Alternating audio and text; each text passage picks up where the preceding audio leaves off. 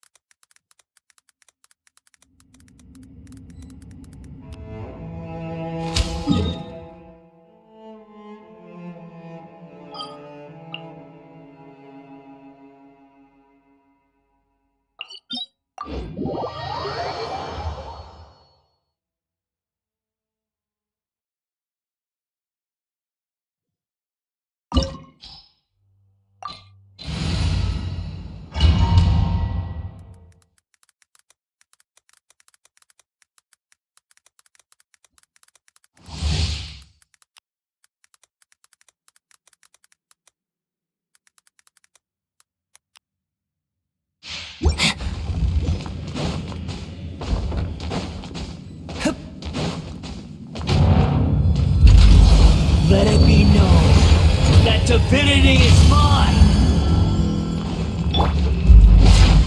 Be more human! Chip on up! Be amazed! Let's get it on! Adventure and voila! Teamwork is strict!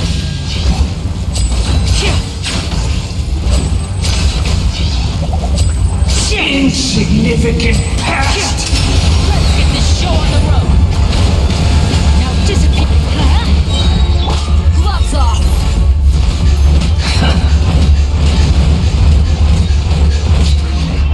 My endless cycle! Let's light it up!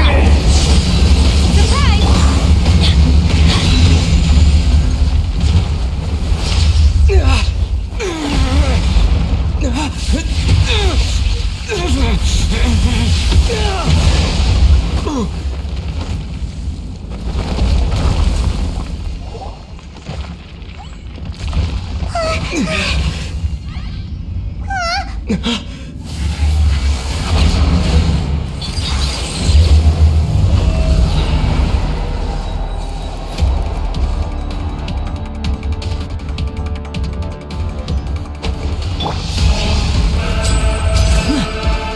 I am the all-knowing God!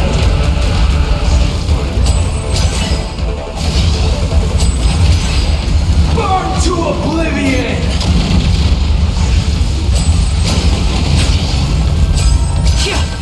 And voila! Kneel! I'm fine.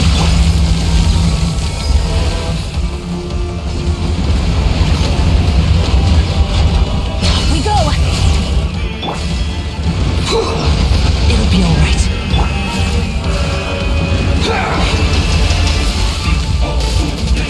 I'm going in!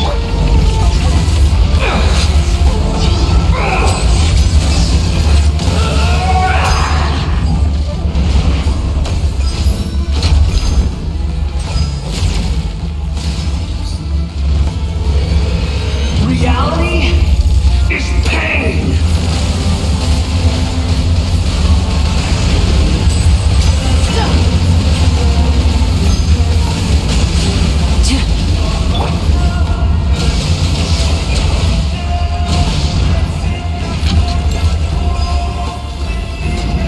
Adventure time! Good riddance, cruel world! Cue the spotlight! Look alive!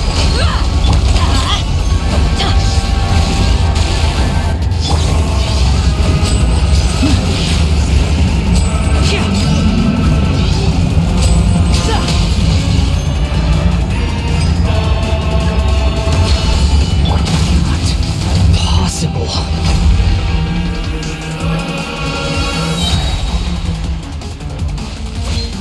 Teamwork is dreamwork! Let the magic be... You asked for it!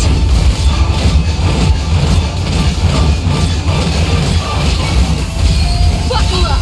Ha! Here comes the finale! Now I was destined. of course...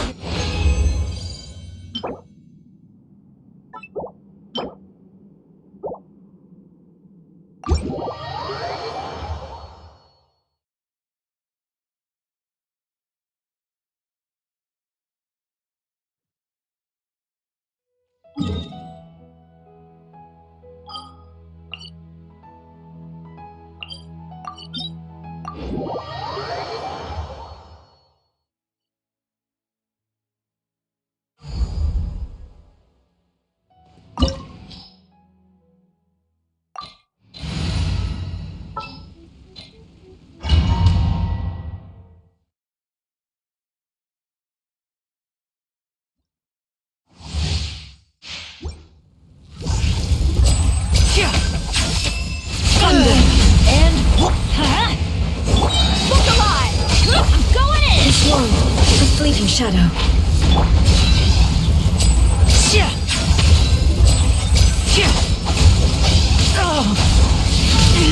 Stay calm, stay calm. Chip on up! Surprise! Illusions are but distractions.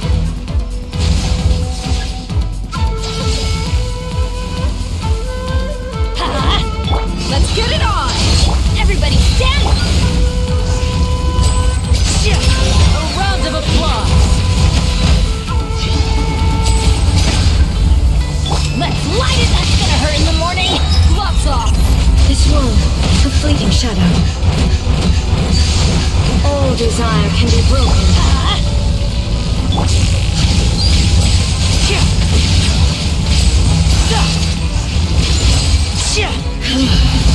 This body is eternal. Buckle up! Teamwork is strength! Cue the spotlight! Over here! Surprise! Step right up! There is no escape!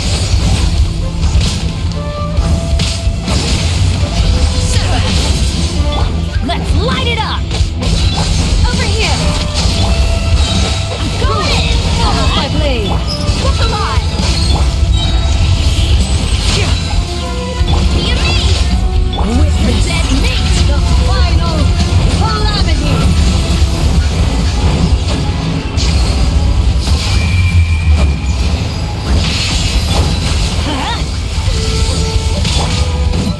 Buckle up! Let's light it up! Surprise! Imperial! Everybody stand! Cue the spotlight! Eternity is in my hands!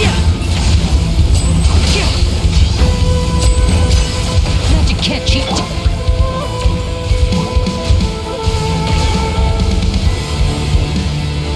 Off we go! Let's light it up! Going in! Look alive! Let the magic begin! Here comes the finale! And Only emptiness awaits.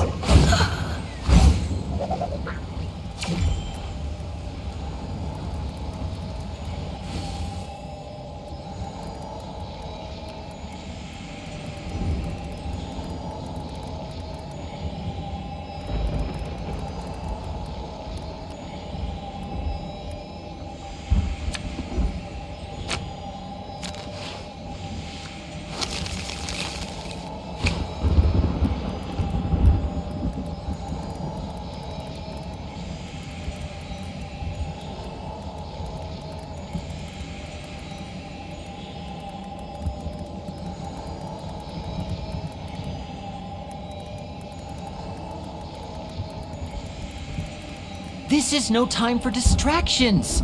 Seriously, you have a great magician standing right here.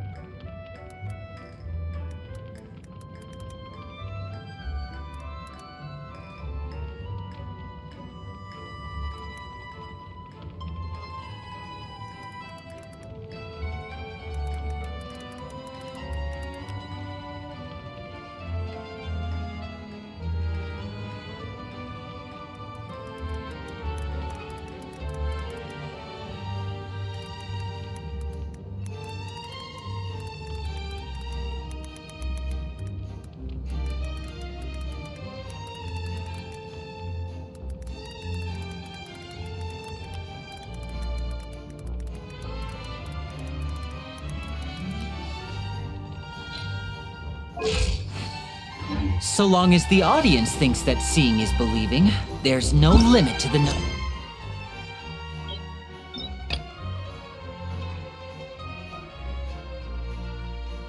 trick.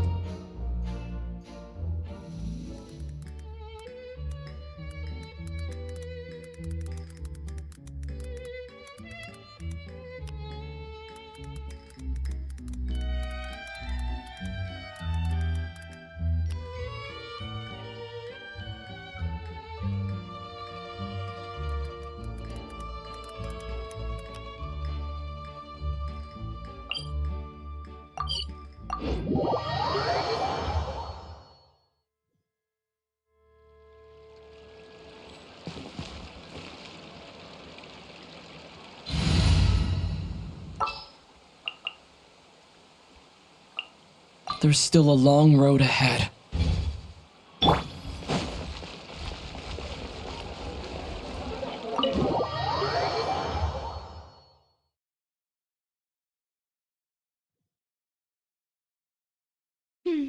I came here several times with my father when I was little, but stopped eating here as often after growing up.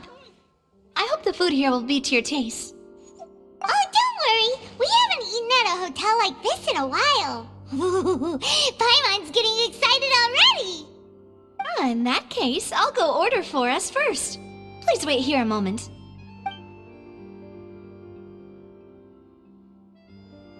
Ooh, everything looks so good. People in Fontaine sure know how to enjoy life. Why, of course. Go ahead, try whatever you like. If the food's good, I'll make a group reservation for the rest of Spina di Rosula next time. And if it's not? Well, then I'll still bring everyone. Albeit with only one dish per table. You, sure have your own way of doing things. Oh, we called this a farewell meal, but we could also treat it like a victory feast, right? We did just win that case after all. Oh, true. Very true. In that case, boss, we'll have another 2 dishes. Huh? Paimon didn't mean that you had to order even more food.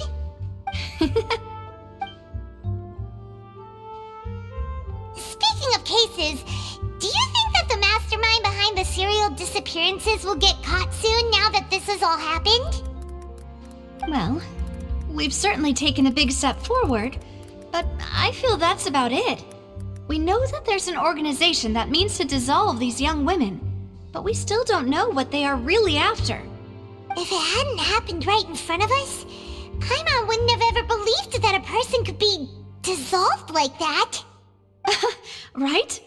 Yet it was because this was such a preposterous notion that the investigation could never really move forward before. Ugh. If only that guy could have finished speaking! We were so close to hearing who was behind it. In such investigations, even the smallest step can seem like a yawning chasm if the trail of clues is cut off. To be honest, I don't have high hopes for any follow-up that the authorities might conduct. It's not that I don't have faith in their ability, it's just that a different perspective is required in some matters. It's easy to guard against and deceive a single narrow perspective. A shift in thinking is required at such times in order to produce a breakthrough. Which is exactly why the Spina di Rosula exist. Those highfalutin folk are not all-knowing. That's why we exist. To seep into the cracks where filth falls through, where their watch fails them. That's the kind of problems we solve. Seems Paimon thought things were simpler than they actually are. It's all right. Well, this was supposed to be a farewell meal, so I doubt you have further interest in this business, right? Let's talk about something else. Like, what are your future plans? That's true. We didn't have a chance to speak to her after the trial ended. It didn't really seem like the right time or place to do it anyway. I see. So, your primary objective, which has been foiled so far, was to have a chat with the Hydro Archon. I've heard that there's a long line of people waiting to meet Lady Farina. I suspect you'll be waiting for quite a while, considering that you missed your chance today.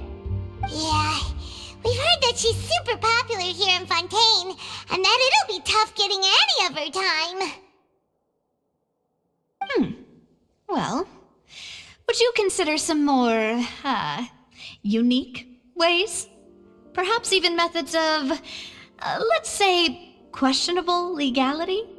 Guess that's Spina di Rosula's boss for you. Chock full of sketchy ideas. Well, what did you have in mind? Well, one way would be to infiltrate a performance troupe at the Opera House, only to abandon your act at the play's climax and ask to speak to her after the performance. I'm sure Lady Farina would be eager to see the ending, and would agree in order to finish watching the play, don't you think? Could you suggest something a little more practical? This plan seems pretty hard to pull off. We'd have to go learn how to act, and acting's really hard. Alright, here's another. Find a way to conceal yourselves under her bed. Then, wake her up in the dead of night and demand answers. Don't let her go back to sleep until she answers all your questions. I can personally testify that this one works. When I'm sleepy, I'll do anything as long as I can finally get some sleep. That might work, but that's not really the problem. The problem is we don't want to get ourselves arrested.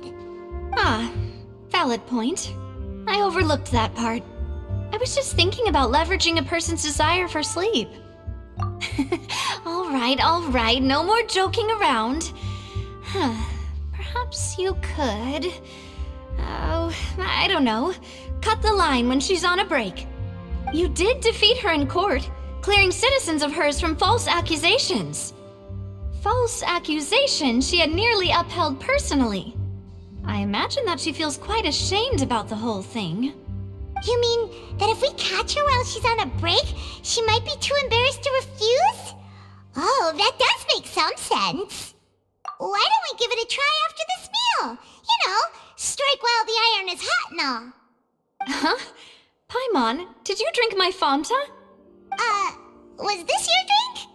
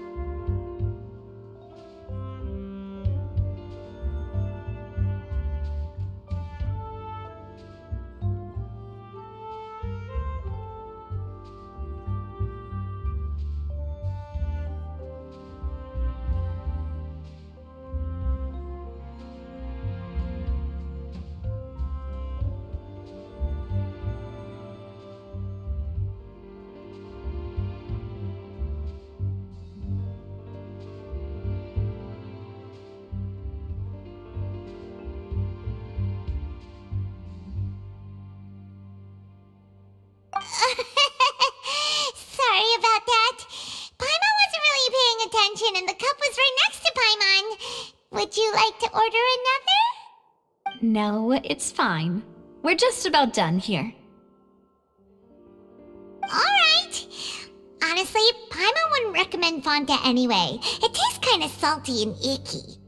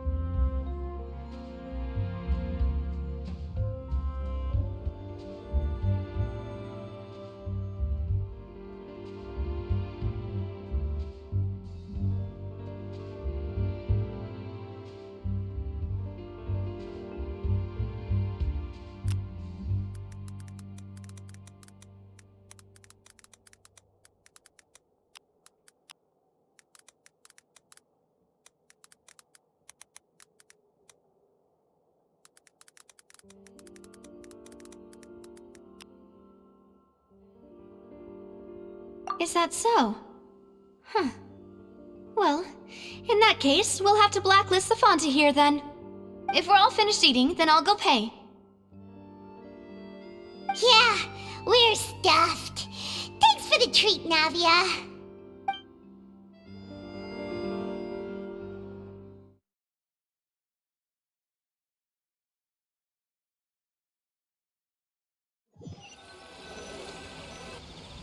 Oh, so full. Paimon can barely float anymore. Can't you see Paimon's barely an inch off the ground? Okay. As for expenses this month, we're left with... Hey, Navia! What are you doing over there?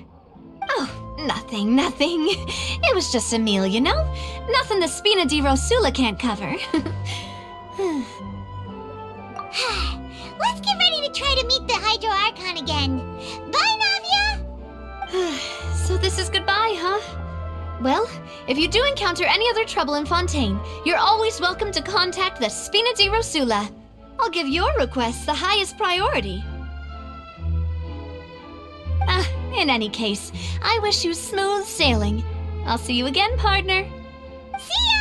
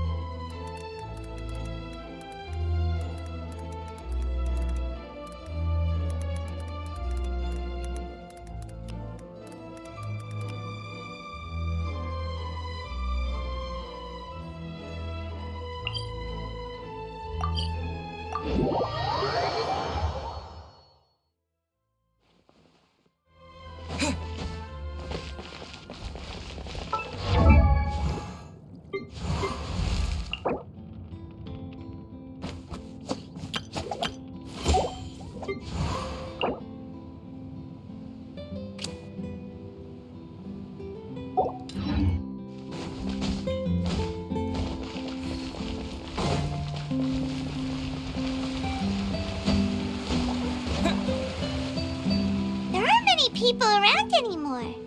Looks like that boat we took to Araneas might have been the last one. Vache! Looks like we're back here again. Huh? Traveler? Are you hearing voices again? Ugh. That's kinda spooky. Are you sure we don't want to come back in the morning? Vache!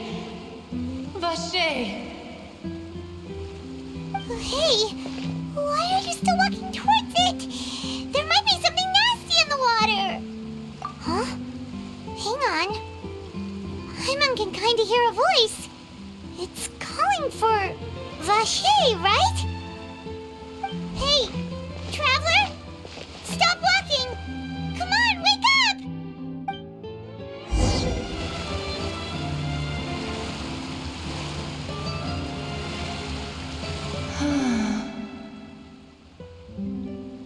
Vache!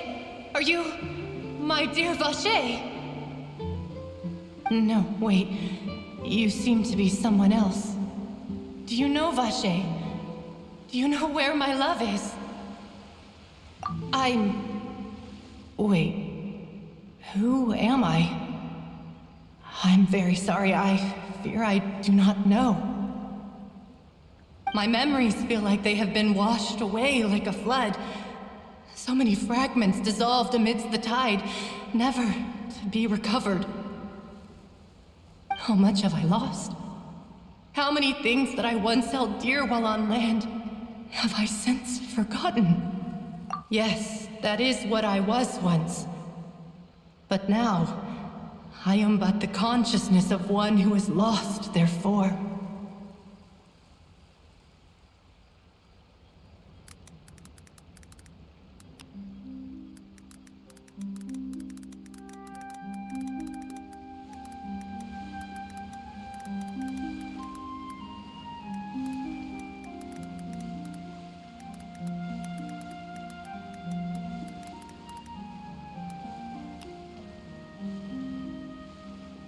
I do not know how I came to be like this either. I only vaguely remember being covered in light blue water, and then all grew dim. I also remember going to many places. I loved adventure, loved exploring places of peril. And no matter where I went, Vacher would go with me. I knew how dearly he loved me, and I also loved him equally as much. But now, we can no longer go back. The pain of such parting, I never knew how heavy it could be. No, our reunion no longer has any meaning. There is no way for us to create any new memories. The thought of me gives him no succor, so let it lie forgotten beneath the waters. If you meet Vacher, tell him not to look for me. Tell him to move on. That is the only thing I still remember. Perhaps that is so, as I was submerged in the waters, losing consciousness. I saw Vacher above the surface. His eyes were filled with such sorrow, such longing. If only I could have comforted him, told him that I did not suffer. Indeed, I had felt a great warmth. Is that what you call it? Dissolving? If anything, I consider it a form of release. It was a state of neither fear nor frenzy, with only an endless peace, like the water's still surface. I could also liken it to being a thirsty person who drinks water for the first time, and only then sees how they have lived for so long in a world of endless want and anxiety. I think I hear your companion. It's time for you to go, I think. Farewell, then. I am glad that you were able to sense my presence. Remember, if you see Vacher, tell him not to seek me out any longer.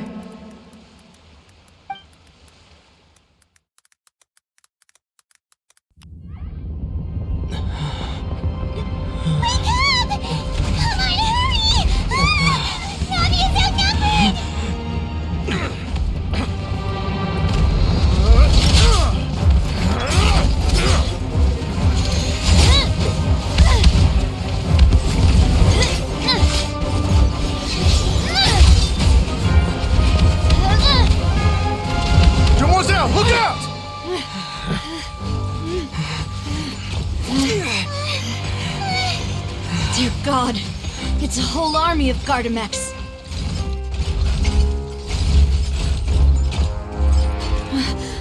Chlorand?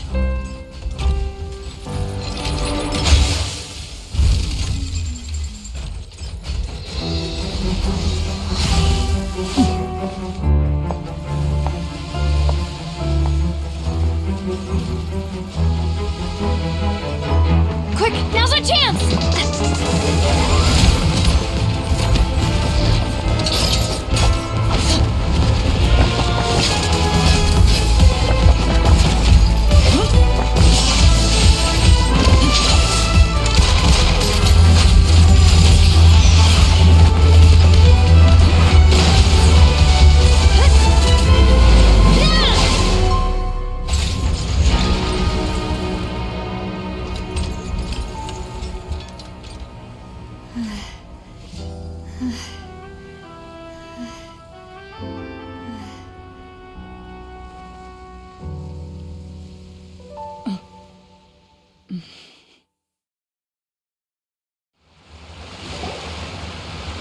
I should thank you for lending us your sword there, Chlorand.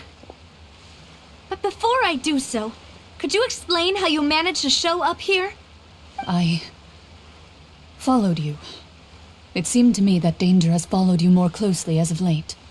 I believe that following someone without their knowledge is actually called stalking, is it not? Mr. Callus's last wish was for me to ensure your safety, and I will not betray his trust. He would do the same, were he alive today. Do not speak of my father! Sorry, demoiselle. I was not strong enough.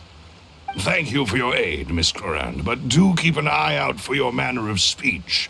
I believe we all wish to avoid unnecessary emotional harm. Sorry, I did not consider your feelings. Whatever. What else do you know? How did you come to the conclusion that I'd be in grave danger? I doubt I know much more than you, but I believe that the mastermind behind the serial disappearances is very powerful. Your performance tonight will almost certainly attract their attention. I'm sure they've known about me. To be honest, I'm shocked it's taken them this long to act against me. And what about these Gardamex? I thought only those associated with a Maison Gardiennage could control them. None of these mecha have serial numbers. I was sure to check a moment ago. They are not the ones used by the authorities to enforce the law. I can only conclude that some powerful or wealthy party must have obtained them via illegal means, deploying them as a private force of sorts. What? Your point being that they're out of Spina di Rosula's league, then? Yes. Be careful, and do not act rashly. I will continue investigating no matter what. We will bring the truth to light. That's my father's true last wish. Regardless, thank you for your help today, Clorand. But if you get any ideas, tell me first. I don't much appreciate being followed. I do not think that they'll strike again anytime soon. So I shall stop following you. Good day, all.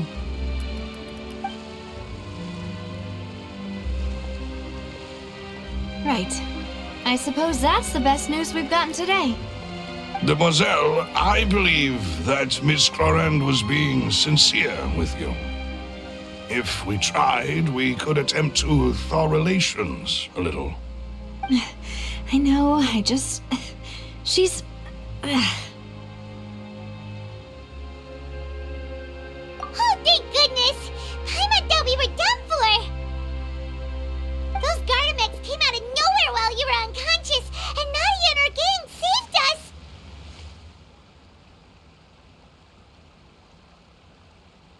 Oh, and there was that champion duelist named Clorand who came out to save us too! We got lucky there. Paimon probably couldn't have fought them off otherwise. Oh, come now. Forget all that polite talk. That wasn't really a farewell meal we had back there. Not for me, anyway. In truth, I hope that every meal we have together shall be a victory feast. As such, we're still partners. There's no need to thank me. It will take 50 years for me to match Demoiselle's magnanimity. If it were me, I would have joined the Spina di Rosula on account of her goodwill long ago. All right, you two. That's enough. Actually, Navia, how did you know that we were in danger? You sure did show up in the nick of time. Well, to be honest, you're the one who tipped us off, Paimon. Huh? Really? Paimon contributed somehow? Ooh, Paimon's even more amazing than she thought! Yes, all thanks to you grabbing my drink by mistake. How did that help? After we parted ways, I was on the way back to one of our bases when I suddenly thought of what you said. That the Fanta tasted kinda salty and icky. Fanta only comes in sweet flavors, so how could it have tasted salty? The color of the drink, if I recall, had also been a bit off. So the Fanta had been spiked with water from the primordial sea? Yes, so if you hadn't drunk that cup for me... Spina di Rosula is preparing the grandest of awards for you as we speak for saving the boss. Huh. Really? I sent people to Hotel de Boer to investigate, but whoever did this left no trace at all. That's when I figured out that you might be in danger and hurried here as quickly as I could. But why would they go after us too? All we did was defend Linny in court and help clear his name. Ugh, now we're caught up in this mess too, aren't we? Well, you did foil a plan that they were probably pretty proud of, and almost got their name in the process. Speaking of which, did anything strange happen when you drank the primordial seawater? Well, it can't be a coincidence that the traveler fainted just now. He said that he heard that voice calling for Vache again. Oh, and this time Paimon heard it too, but it was real faint. Does this situation have to do with the primordial seawater then? Does that mean the primordial seawater raises someone's sensitivity to hydro when it's used on people who are not from Fontaine? That doesn't sound like too much of a bad thing, to be honest. New intel? While you were out cold? Well, let's hear it, shall we? Oh, that is important. Vache. That name doesn't ring a bell. I suppose he hasn't stepped forward as a witness in court lately. Since he saw that young woman dissolve, he was at least at the crime scene. But he never gave testimony or any information regarding people dissolving in the primordial seawater. Could he have been threatened? Yes, thank you. This is very important information indeed. We will continue to investigate. Oh, you mean you'll help us investigate? Well, you did say that our farewell meal didn't really count. That means we're still partners, right? And besides, we're in this now whether we like it or not. You're not gonna let those people who targeted us get off the hook so easily, are you, Traveler? Demoiselle, do try not to look quite so pleased. You are the face of Spina di Rosula, after all.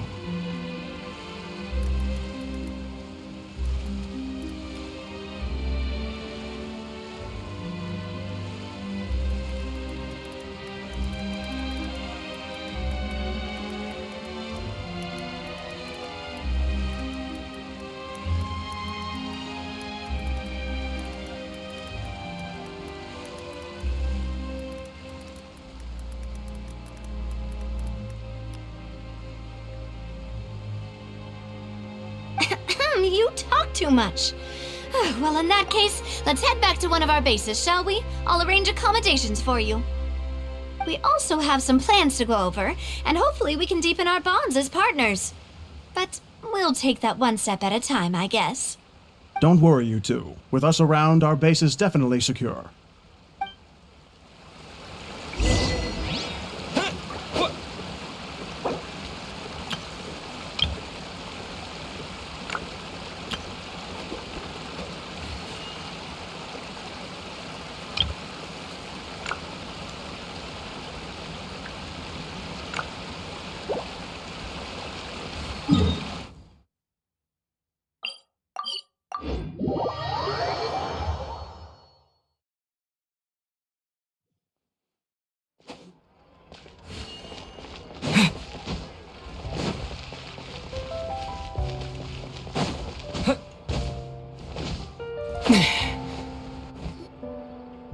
It's right up ahead, but let's make sure we weren't followed first. I've been keeping watch, Demoiselle. I haven't spotted anyone suspicious thus far. Very good. But let's not let our guard down for now. I shall find rooms for our respected guests. Thank you, Malus. Now, let's continue, Traveler.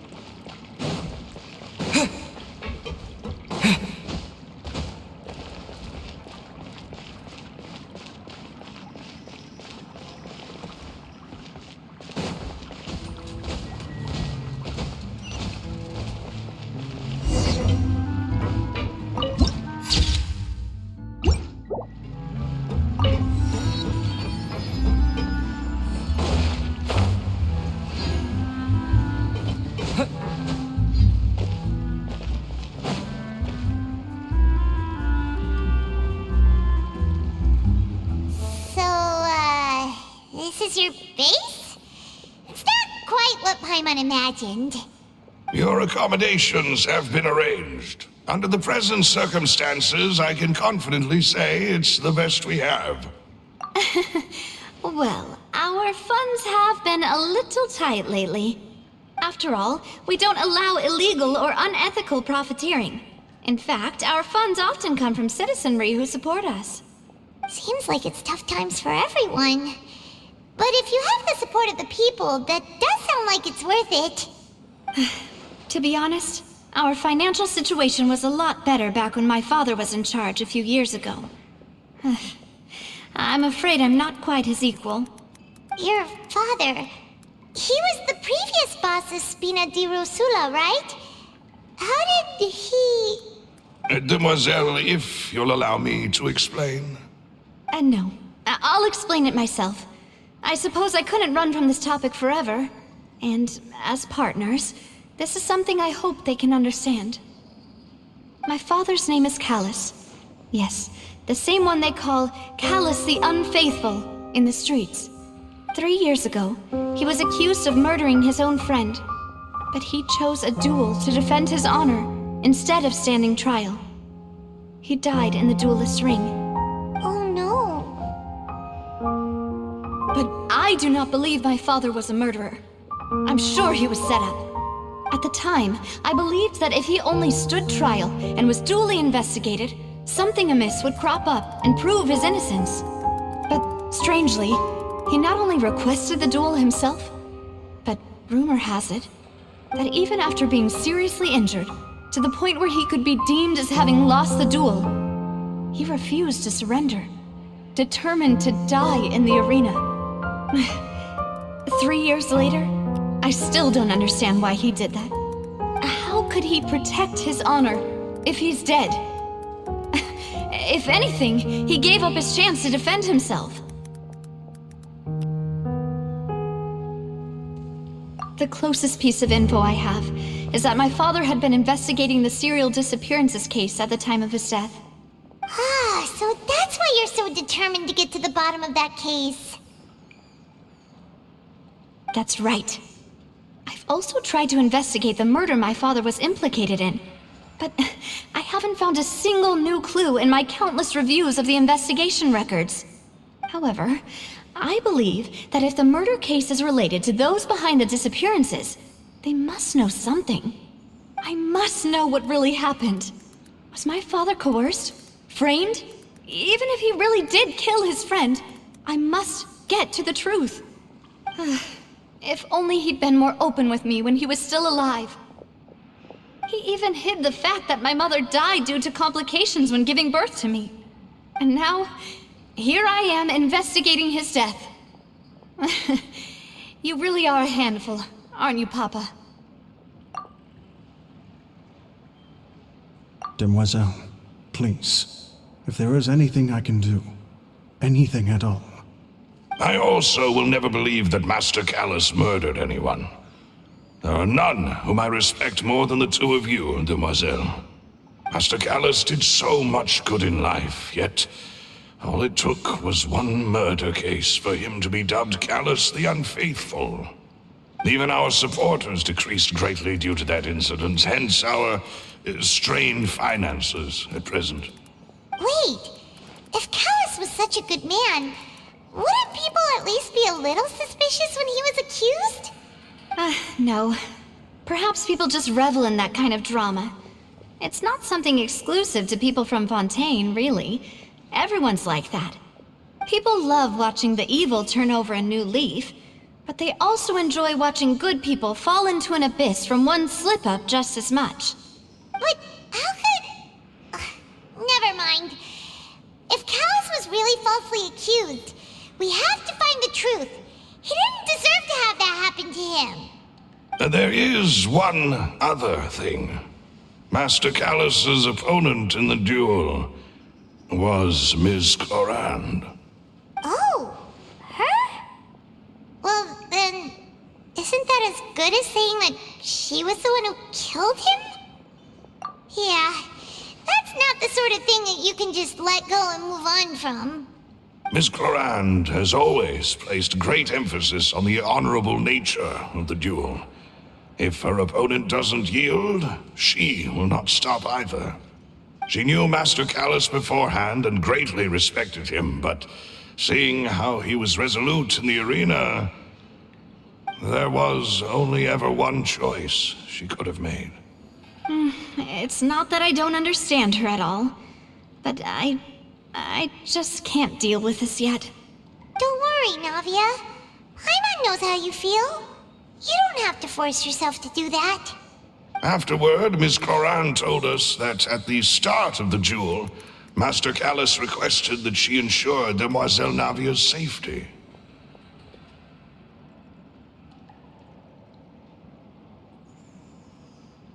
Yes, that is our understanding as well. Oh, Papa. What madness drove you to ask the person who killed you to take care of me? All right, anyway, that's the information I wanted to share with you. Even if it did sound like I was just complaining towards the end. Thanks. You two should go and rest. This was quite a day after all. Yeah. Paimon's beat. Please, relax and get some sleep. We will ensure you rest soundly.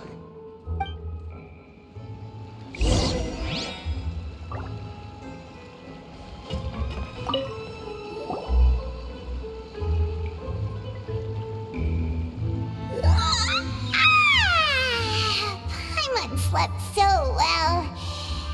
This place feels almost too safe. Huh? Navia? Where did the other two go? I sent them back to Poisson. It's Spina de Rosula's place of origin, and where we have our headquarters. There's not much for them to do here at the moment. Paimon gets the feeling that you're just trying to get them off your back. But never mind that. When did you get back? Were you waiting here the whole time? No, I just returned after going out for a while. I did some investigating yesterday regarding the name Vacher. Wait, so you didn't sleep at all? How could I after having such critical new evidence appear? Guess Paimon wasn't speaking for everyone just now, huh? Unfortunately, this name seems to have been wiped from existence. It doesn't seem to have a match anywhere. I suspect that those behind this have already taken steps to hinder an investigation from this angle. But that does prove that this Vacher person is a key witness in the incident. Does that mean we're too late, though? No. There is one ray of hope. One place in Fontaine that they would find almost impossible to threaten, no matter how much they wanted to. And that is the archives kept by Chief Justice Neuvillette, a place where detailed files on all the cases in recent years are kept. If the Oceanette you met is one of the young women who went missing recently, we should be able to find some related information there. So Neuvillette maintains an archive of case files? Whew, guess that's the hard-working Chief Justice for you. In that case, let's go talk to him, shall we? Aren't you coming along, Navia? Did you get tired? No, it's nothing. Let's go see the Honorable Chief Justice.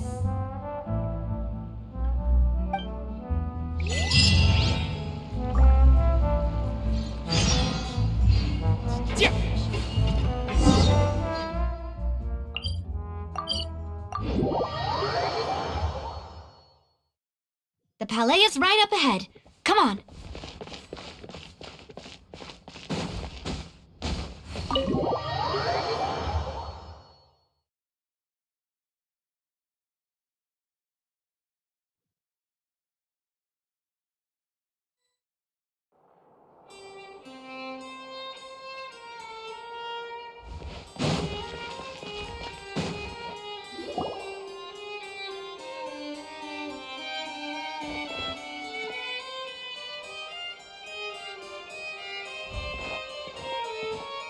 Halt! Please state your business here. The Chief Justice is presently occupied with official matters.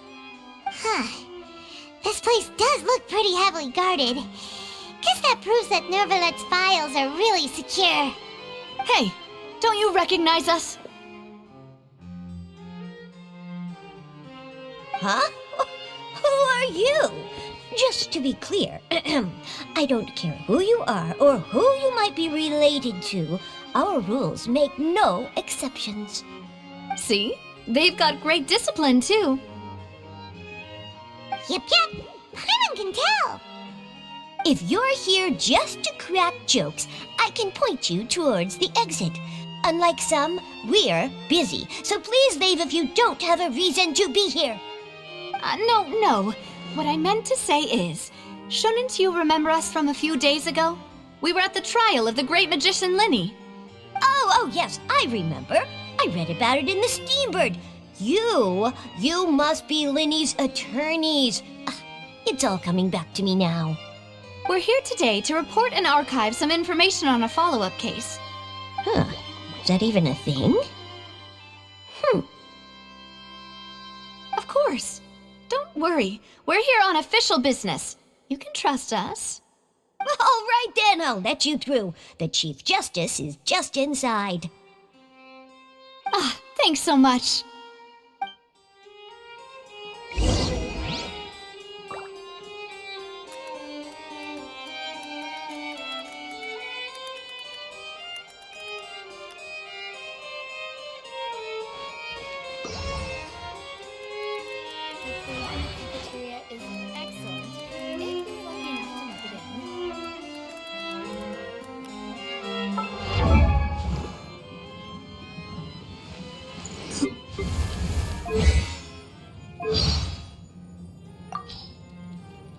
Diona, bartender of the Cat's Tail.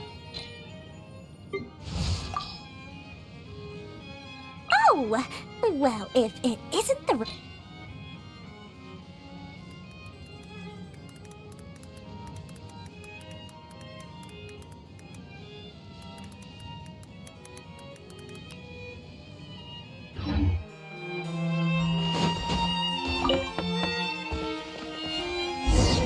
Please come in.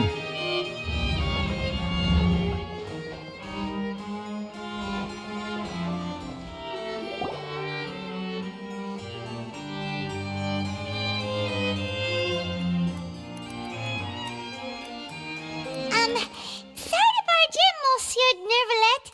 We only lied to get in because we didn't know any other way. It's all right. Please let me know how I may be of assistance to you. So you're not mad at us? We're looking for a man called Vacher. He may have been an eyewitness in the serial disappearances case. If we can find him, we may be able to unearth some key information on the case. Ah, I see. In that case, please wait here a moment while I browse through the files.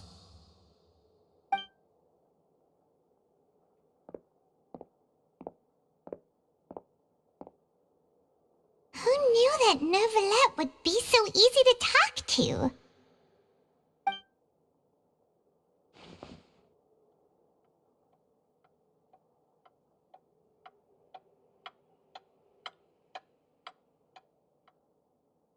Unfortunately, I'm quite certain that no one by the name of Vacher has been involved in any case, criminal or civil, in the past several years. There are no records of him either in the files or in my memory. Traveler, what if it was really just a dream? Is that so? All right then. Thank you so much, Monsieur Neuvillette. We'll take our leave now.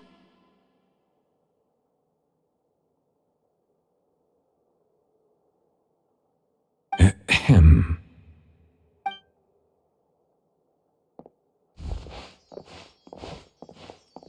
Miss Navia, I can understand how you feel. Your father, Callus, was a truly exceptional man. We deeply regret his passing.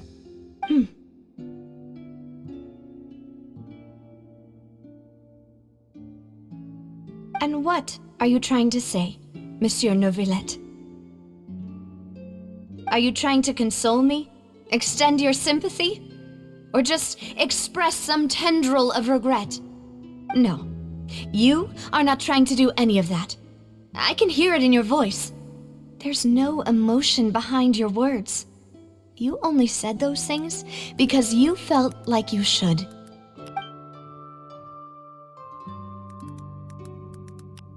It's just like last time. After my father took his place in the duelist ring, I pushed through the guards to talk to you as a last resort. You even told me then that you thought there was something fishy with the case, yet you still allowed the duel to go ahead. In your eyes, the value of a human life is nothing compared to those cold laws you hold so dear. If you truly regret my father's death, then why didn't you call a stop to the duel? Why didn't you give me the power to stop him from throwing his life away? Why did you just let him die, despised and hated by all?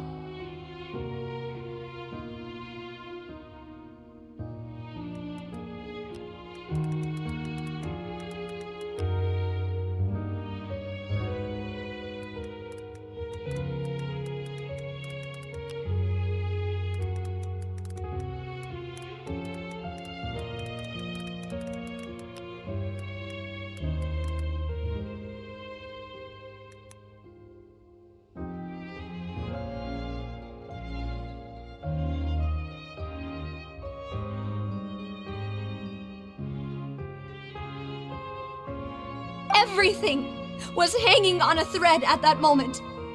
Just the tiniest effort could have changed everything. There are still so many things I never got to tell him. So many questions he still owes me answers to. If you really have no heart, then just look me in the eyes. I, Navia, will show you the true meaning of regret. I'm sorry, Miss Navia. You and my father are truly alike. You keep all kinds of things in your heart and never say a word to anyone. It's not so much that you can't feel, but that you would never express anything. Oh well. In any case, everyone already knows full well the apathy of the Chief Justice. My apologies for taking my emotions out on you, Monsieur Chief Justice. Let's go, Traveler and Paimon.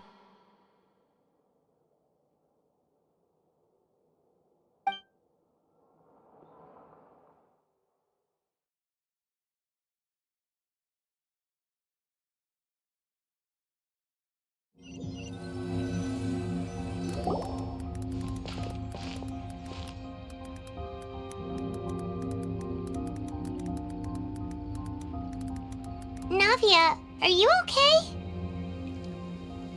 I'm fine. Rain. It's raining. You're right. Wasn't it still sunny when we went into the building? And there shouldn't be any active trials today. How strange. Now that I think of it, on the day my father was convicted of murder, it was also raining. What is it? Did you think of something?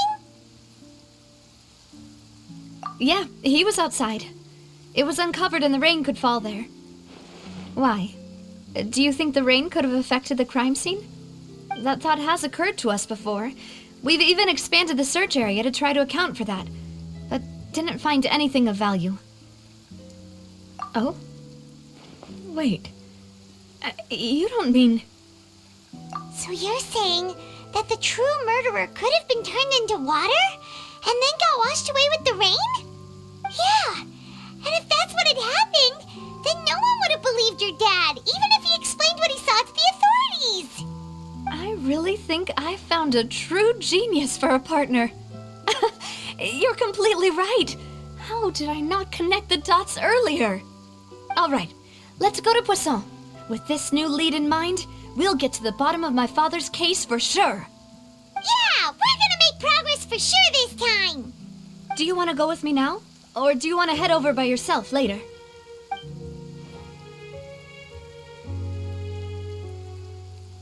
Great, let's go then.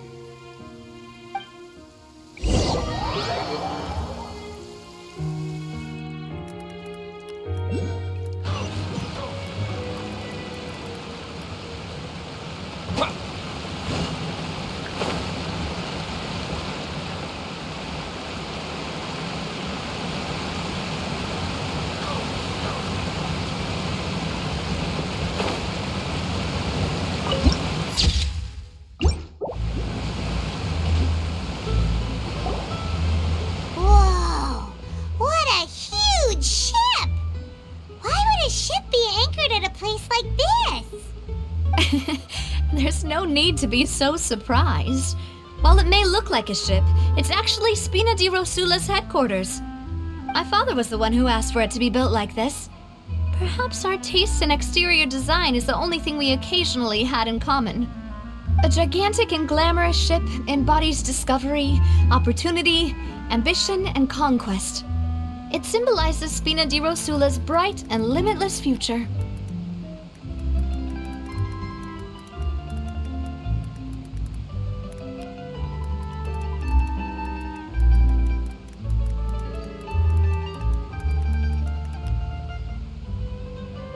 And Paimon thought you were bluffing when you said Spina di Rosula had a glorious past. Paimon was confused why a group with such a history would live in the sewers. But now that Paimon has seen this ship for herself, she's been convinced. Well, Poisson is where Spina di Rosula began, after all. It's our main base, our home.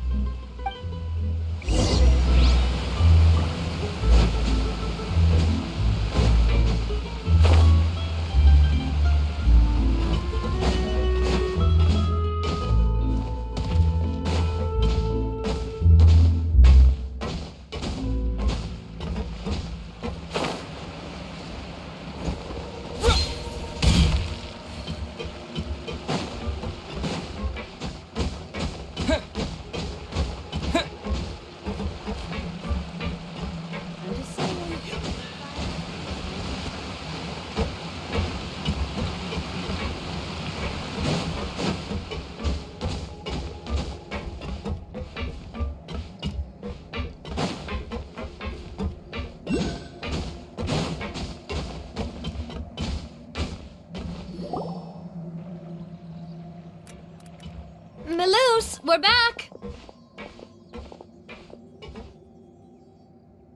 Apologies for the wait, demoiselle, and our most important partners. You said before that you still had some business at the court. What brings you back to Poisson so quickly? About that. It's because my partner here reminded me of something really important. You see, what if my father's case had something to do with water from the primordial sea? You still remember, right, Maloose? On that night, it was raining? Yes, the case was quite similar to that of Mr. Linney's. Both were what you'd call impossible murders. Could you tell us a bit more about what happened before? Yeah, of course. Many years ago, something called synth began to gain popularity in Poisson. At a glance, it was a kind of drink that could excite your mood and produce many pleasant hallucinations. Wait! Didn't that guard guy who turned into water also mention that the primordial water could be used to produce some kind of potion? Yes, he did. Considering what we know now, it's almost certain that synth is created using water from the primordial sea. If you drink synth for an extended amount of time, you'll suffer many side effects, such as losing the ability to focus or control your emotions. And if you were to stop drinking it completely, you'll experience flashes of paranoia and anxiety while lacking energy to do anything. It's an extremely dangerous substance. As he oversaw Poisson, my father was compelled to put a stop to synth abuse and called for a complete ban of it. Boss's uncompromising attitude incurred the synth vendor's wrath, but no matter how much they threatened or bribed him, he refused to yield. Not only that, Boss became determined to find the mastermind behind the synth operation and put an end to the problem once and for all. Yes, but the enemy was very cunning. So he could never get anything out of the dealers, all of whom only sold the stuff and weren't privy to the rest of the operation. Recognizing that, my father decided to contact the dealers in secret and cultivate personal relationships with them. Finally, he was able to convince someone to become his informant. The man's name was Jacques. He felt greatly ashamed about his work after seeing many families destroyed by synth abuse. That night, my father hosted a banquet at his countryside estate. He planned to meet up and exchange information with Jacques over some food. But then, we heard 2 gunshots from the courtyard. We raced to the scene and found my father, still holding a gun, and Jacques who was already dead on the ground. Huh? How did that happen? Aren't they on the same side? Sounds just like Lenny's case, doesn't it? In both cases, the culprit seemed obvious, but neither appeared to have any motive at all. Looking back on it, though, I now believe the most important clue was something we all overlooked at the time. There were pieces of clothing left at the scene. Precisely. It's all thanks to you that I made the connection now. Back then, we all just thought they were some costumes that Jacques used to disguise himself at the banquet. But, considering it now, it's almost certain that they belong to a third person at the scene. With one extra person, we'll also need to reconsider why the 2 shots were fired. You're right. We still don't know what happened. But my intuition tells me that we're on the right track to figuring it all out. I'm finally headed towards the truth. Jacques was an empathetic man who was infinitely remorseful for his past actions. It's unlikely that he turned on Boss with 0 warning. I think this third person is probably the key to the full truth. On that note, however, even though this will not please you, demoiselle, as your and your father's butler, I must still offer a word of warning. Our opponent is insidious and cruel. They are extremely difficult to deal with, and Boss has already lost his life trying to bring them to justice. Even though Spina de Rosula has lost most of its former glory, Poisson has welcomed a new time of peace, and we have been allowed to live out our lives. There is no need to follow your father's path. It would be both wise and in line with Boss's wishes to step back and give up on the case. If that's indeed what he wished for, then he should have told me that himself. Was I not the closest person to him? And yet, I was the one most kept in the dark. What was the point of him dying without sharing any of the secrets he knew? Did he manage to protect anything in the end? Synth is still here. Callus the Unfaithful is still his epithet. And Spina di Rosula is barely getting by. Nothing has changed.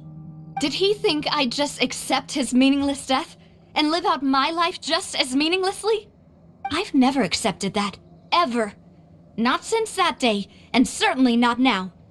I want to find out the real answer for everyone's sake.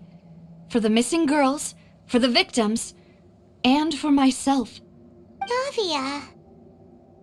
This is indeed the best moment to act. Your partner appears to be quite reliable, and more importantly, demoiselle, I think you're also ready to take this on. So you do know something else, Malouse? Yes, I do.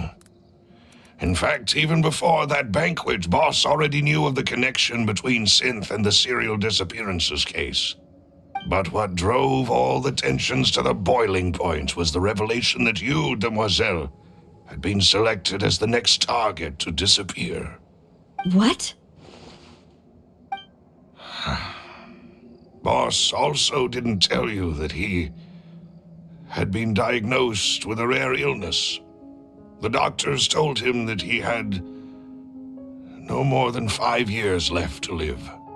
And the serial disappearances case caused him great anxiety.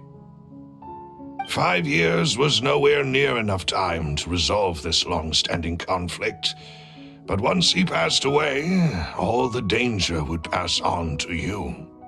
Knowing all of this, he decided to use one final intimidation tactic before his death. He claimed to have already gotten his hands on some key incriminating evidence for the other side, and even told some members of Spina di Rosula about the details. But as long as you remained safe, he would not share the evidence with the public. If something were to happen to you, then he and all those he told would immediately expose all they knew about Synth and the disappeared victims. Right, so nobody would be able to get off scot-free. As we've seen, Boss's tactic has worked. Even though Boss has been gone for a long time, the other side has not tried to take Demoiselle's life. No, I don't believe it. He never appeared to look sick to me. No father wants their daughter to see them weak and haggard. especially someone as proud as Boss. To him, dying in a duel and suffering lasting dishonor as the unfaithful was still far preferable than losing face in front of his daughter. So he chose to die in silence, so that he could protect me. I'm afraid you're not understanding this correctly, demoiselle. What Boss wanted to hand to you was not a parasol, but a sword. If Boss's spirit could hear you telling me that you want to find the answer for the sake of everyone involved, I'm sure he'd be extremely proud. That fool. Couldn't he have just given it to me straight? No. He might have set up everything precisely because he never thought I'd be able to understand him.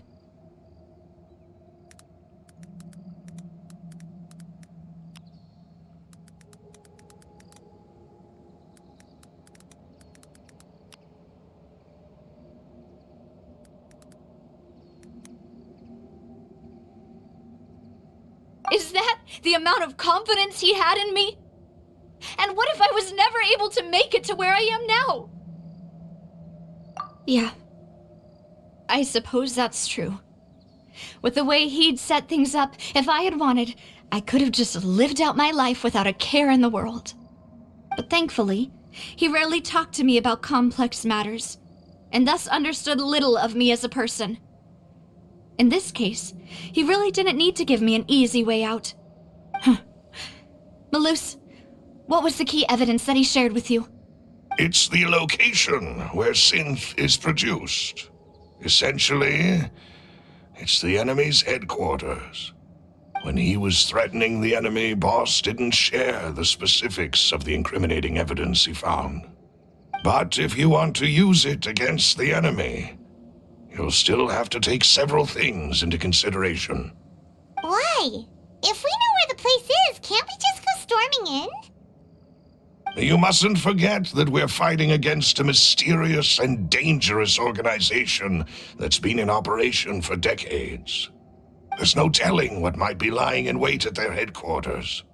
We also have no idea what kind of evidence we may be able to find inside, nor what people we may be able to capture. But a single visit to their headquarters would be tantamount to a formal declaration of war.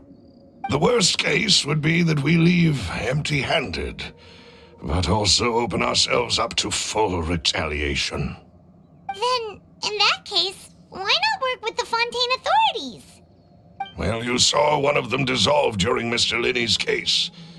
We have no idea just how thoroughly they may have been infiltrated. That's true. Seems my father really had no choice. But things are different now. It should be a lot easier to prove the other side's guilt, now that we've connected Synth with the disappearances case. You sound like you've put a lot of thought into this, Malus. I am the butler, after all. I live but to serve the boss and Demoiselle's will. I've always been willing to take on any kind of risk for your sake. But considering my relative lack of ability, I've spent my time keeping secrets, performing basic investigations, and waiting for the right time to come. Thank you for all of that, Malus. Have you discovered anything new in the past few years? Let me think. One conclusion I came to was that the enemy must be quite familiar with Spina di Rosula, or at least have an informant planted here. When I announced orders to the organization's members on Demoiselle's behalf, I used to deliberately keep a few people in the dark and observe the reactions of the synth vendors. If the vendors didn't change their plans, then the individuals informed of our orders must be innocent. If the vendors packed up and fled, however, then someone must have given them the news. After several rounds of testing and investigative tracing, I've narrowed the suspect list down to 3 people. The first is Florent, Spina di Rosula's senior advisor. Huh? Florent? Yes, surprising, isn't it? He was one of the people Boss trusted the most. which also means that he was someone who understood Boss really well. Thanks to his position within Boss's innermost circle, he always knew our upcoming plans and could thus avoid capture this whole time. There's someone else like him too. Marcel, the head of Confrérie of Cabrières. Uncle Marcel. It's a guild in Poisson. Boss helped it to grow to its current size and prominence. In the beginning, they were only reselling some daily goods, but now they're one of the richest guilds around with a lot of business connections in the city. So, they're like a sister organization of Spina di Rosula? Yes, you can say that. When we were fighting against the synth dealers, they provided us with plenty of support. It's a bit difficult to imagine someone using their own money to hunt down themselves. The final suspect is Thierry, the man responsible for coordinating information between Spina di Rosula and the guards. Although the guards mostly leave us to our own devices, there are still many activities we have to report to the local authorities. Since Thierry is always in the know about our current activities, he could theoretically always plan one step ahead. I see. These are all people who I communicate with quite regularly. To think that the enemy we've been fighting against has been right next to me all along, among those I trust the most. It's almost too hard to believe. If you want to investigate them, please take every precaution to not alert the quarry. Judging from our experience, the enemy is extremely cautious. Of course. And thank you, Malus. You've provided us with a lot of great information. You're too kind, my lady. I'm just doing my duty. And before I forget, proving Boss's innocence would also mean clearing him of blame in Jacques' death. After that incident, Jacques' wife and daughter were taken into the Spina's care. They still live in Poisson today. If it might help, you could also pay them a visit. I can make the necessary arrangements. Aw, thank you so much, Malus. You really are the best. A new case awaits, my dear partner. I hope we can work together to uncover the truth and end this case once and for all.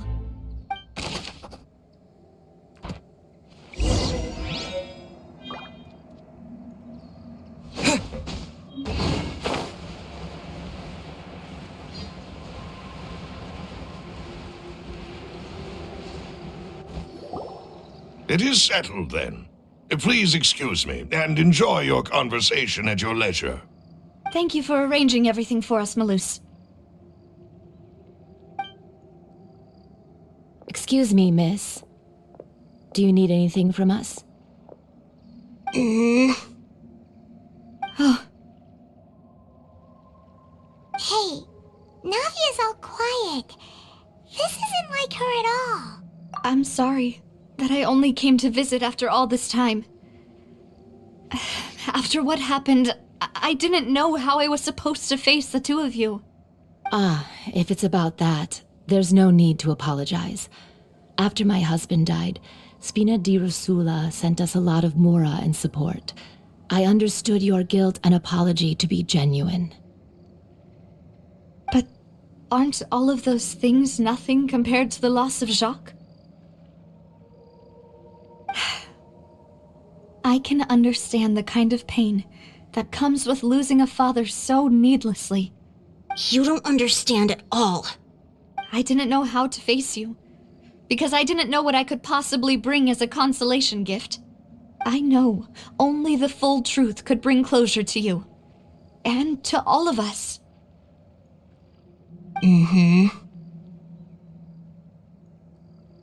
I'm sorry. I appreciate the sentiment, but you don't have to carry all that guilt. On the matter regarding my husband, my daughter and I have more or less found our answer already. Would you mind sharing it with me? I really can't believe that my father could ever bring himself to shoot Jacques. I always knew that my husband's money was earned through others' suffering. He told me countless times that if he could turn back the clock, he would never go into the synth business again. He had many regrets, and felt that he took the idea of providing for his family too literally. For the longest time, he thought Mora was everything. So when Mr. Callis came to him with a proposal, he accepted it almost immediately. He tried to be as careful as he could, but even so, he was still found out by the higher-ups. They found out about his betrayal? Papa didn't say that exactly, but Papa did tell me that I should never be ungrateful. Before he left that day, he told me that he had no choice. It was only later that I realized it was his final farewell to the two of us. I don't know that for sure, but you could say that's the conclusion I eventually came to. Which is why I'm the one who should feel guilty. Callis had always taken great care of us, both when he was still alive and after he passed away. Even if he fired the shot that killed my husband, it was likely in self-defense. It is impossible for me to hate him for what he had done. But Mama, why is Papa still the bad guy if he did the right thing? Papa always wanted to be a good man, so why did he have to do a bad thing in the end? Well, things aren't always as they seem. You still feel like your papa was a good man, right? Yeah, Papa was a really good man. The best in the whole world. Then you should hold on to that. If a good man had to do a bad thing, then he must have had his reasons. Regardless of whether he left you a parasol or a sword. He must have done so to give you a better life. Oh. Thank you for everything you've told me. I will definitely find the truth. The current state of things is not something I'm willing to just sit back and accept. Thank you. I'm very grateful to hear this from you. Even though your personality is quite different from your father's, your determination when you speak is really similar. You really think so? That's the first time anyone said that to me.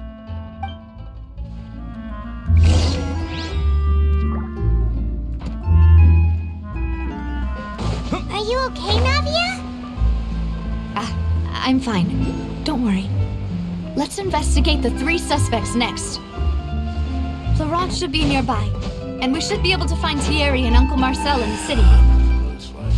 I'll get myself together on the way, so please don't worry.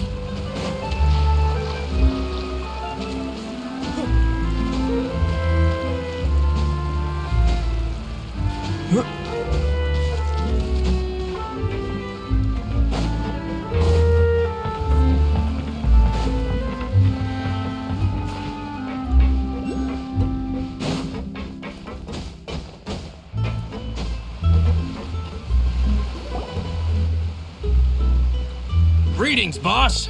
How may I be of assistance today? I'm sure you've heard about what happened at the Opera House. Someone got turned into water right in front of us. Yeah, I've heard. With something that dramatic, I'm sure journalists will milk it for all it's worth. And it'll be all the talk for the next several weeks. It also reminded me, on the day that the incident happened with my father, it was raining outside, and we found some clothes left at the scene. After my partner here put the dots together for me, I feel like we should try to reopen his case. Can you do me a favor and try to recall what happened that night? Let me think. Mr. Callis was feeling pretty upbeat that day. So he was drinking and bantering away with us at the table. After that, he told us that he wanted to go get some fresh air. So we let him go without thinking much of it.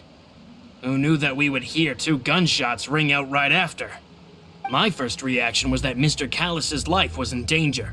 So I grabbed my holster and made a mad dash toward the scene. But when I got there, it was already too late.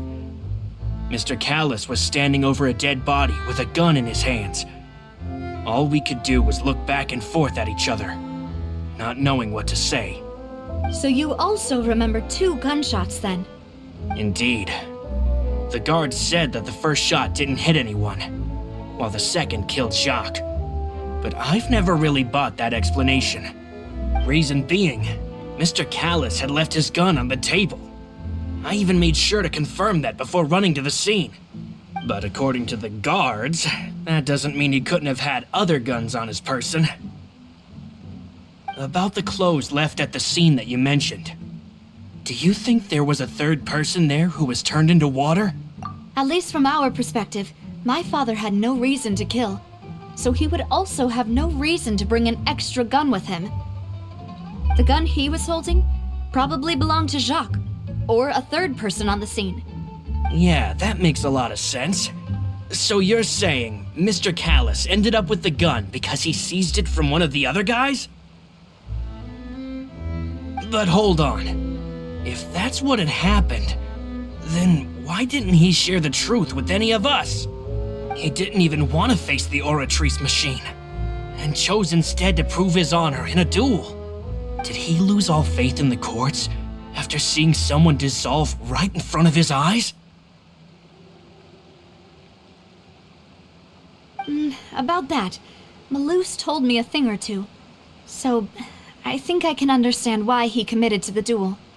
I'll tell you everything once the whole truth has been revealed. I understand. Then I'll leave Mr. Callus's honor in your hands, boss. And if I may just say one more thing. The whole Callus the Unfaithful epithet has been a thorn in my side since the day it was invented. Many people have laughed at me for still calling him Mr. Callus, even after so many years have passed. But it was Mr. Callus's trust that allowed me to rise through the ranks of Spina di Rosula and live the life I lead today. No matter what others might say, he'll always be the man I respect the most. And he'll always be my boss. Don't worry. I will definitely find the truth. You and all our other comrades at the Spina deserve to know the truth as well.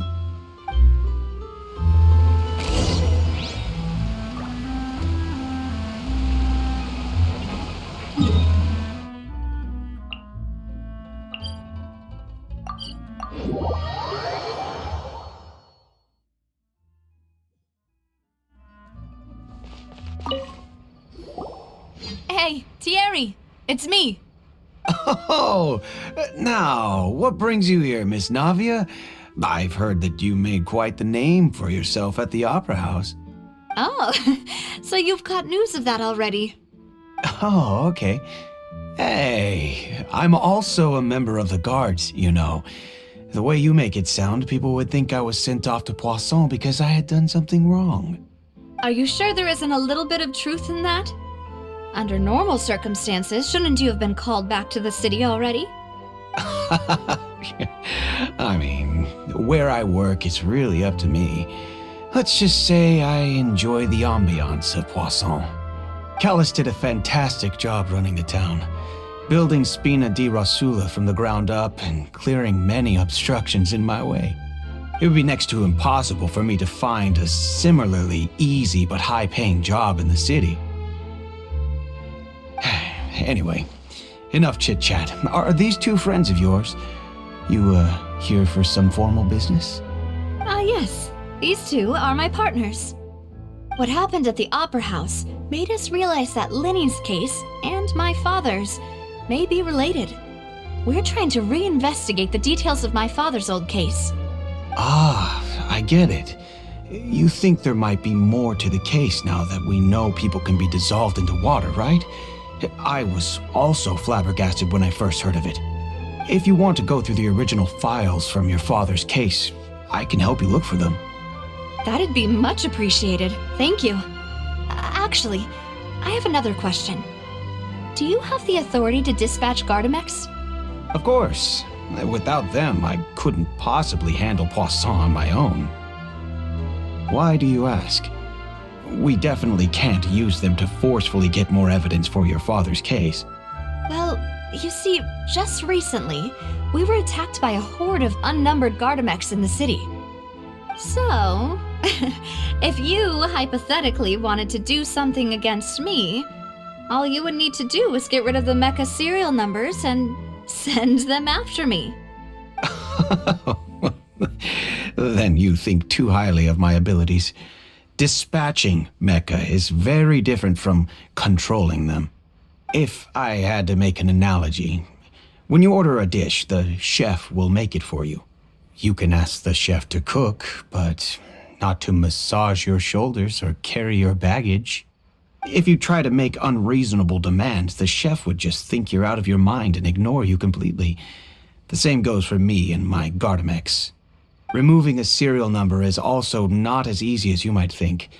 There are a lot of complex steps to it, and it's almost impossible to keep it a secret. So I can promise you, those mecha were definitely private units. They're certainly not cheap. So whoever their owner is must be super rich, powerful, or both. Now that you mention it, though, being in the synth business would definitely be profitable enough to afford this. Oh, then you're officially in the clear, Thierry. Oh, well, thank you for the vote of confidence, Navia. Jokes aside, I'd like to wish you all the best with your investigation. I'll be staying in the city for a little while, so just come find me if you need any support from the guards.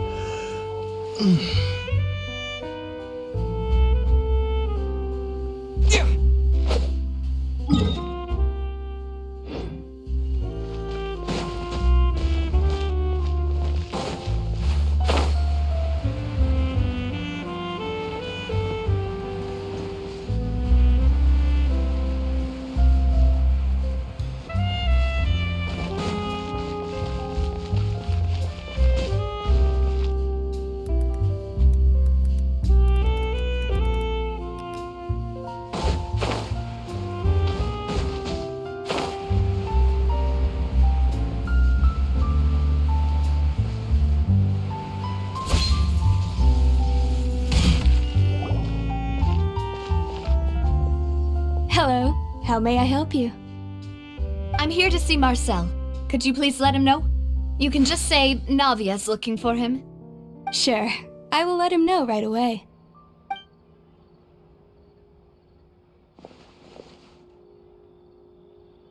Navia, hello. Sorry to keep you waiting. I'm not as young as I used to be, so my legs are giving out a bit. Oh, it's all right, Uncle Marcel. There's no need to stress. I just wanted to talk to you briefly about what happened in the Opera House. I'm sure you saw everything too, right? Yes, I've never seen anything so strange. Oh, you were at the Opera House too? That's right. I went there with Navia to see the magic show. Who knew it would turn into a whole murder mystery? I also witnessed your marvelous sleuthing work. Quite impressive. To beat the Hydro Archon at her own game on her own turf, I can already imagine everyone in Fontaine discussing your exploits over a few glasses of wine. Oh, Paimon doesn't want to become the talk of drunkards. Apologies. It's just how Fontaine is as a nation. Everyone loves drama and theatrics. Uncle Marcel, you've also noticed that other thing, right? The fact that humans can dissolve in water? Yes, I was reminded of your father's case right away. Is that what you're investigating now? Exactly.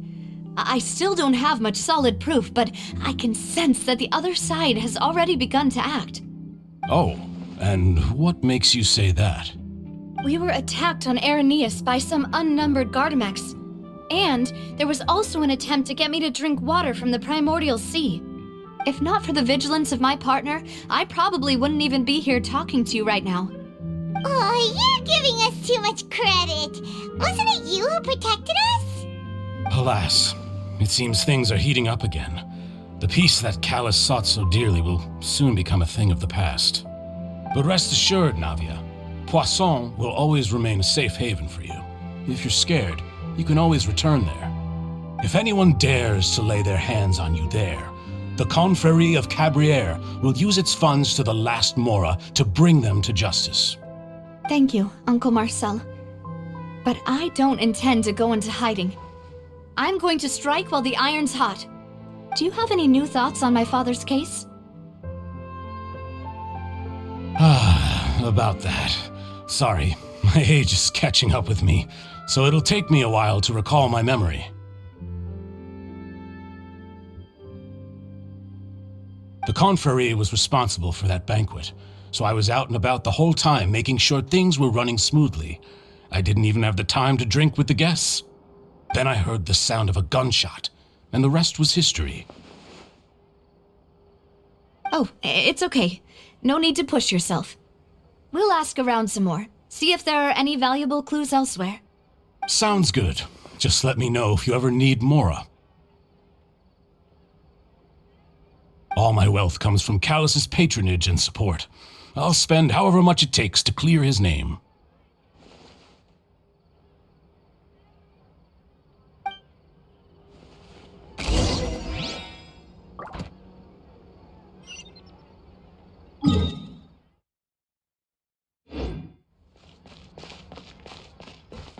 This can work.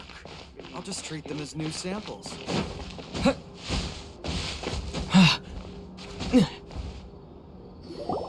We've talked to all three suspects, purely based on their conversations with me. None of them sounded particularly suspicious. I suppose that's to be expected, though. If a single conversation's all that's needed to find them out, then my father wouldn't have needed to investigate the case for so many years. Anyway, even though we didn't make a breakthrough, let's still compile what we were able to find. But where should we start? Ah, you're right! Flora mentioned that Callus probably only ended up with the gun because of circumstance. That makes sense. According to Jacques' family members, he already told them that he had been discovered, and that he had no choice before he left home that day. If I had to guess, he probably received an order from the synth boss to kill my father. Had he refused, he and his family's lives would have been forfeit. So, Jacques fired the first shot? Oh? And why is that? Ooh, that's a good point. Jacques probably already knew that he was just being used as a tool for murder. And once he had completed his mission, he'd be of no more use to his boss. So, what would make more sense from his perspective would be to turn his back on the Order and seek protection from my father. Makes sense. But without evidence, that's still just a theory. Besides Jacques, the attack from the Gardamex has been bothering me quite a bit as well. It's obvious that our enemy has become more antsy after the secret of the primordial seawater was revealed. Do you think he knew, even then, that we'd follow this lead to the end? Given everything that's happened since, it's quite possible. But who among the three suspects would have the ability to control privately owned Gardamex?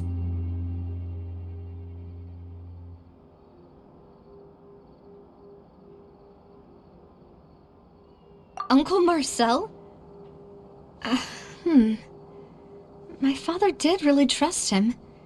And they worked together on a large number of projects. Maybe that's how he got to know Jacques. And with funds from the Confrérie, he could also afford a large number of Gardamex. It's still really hard for me to imagine, though.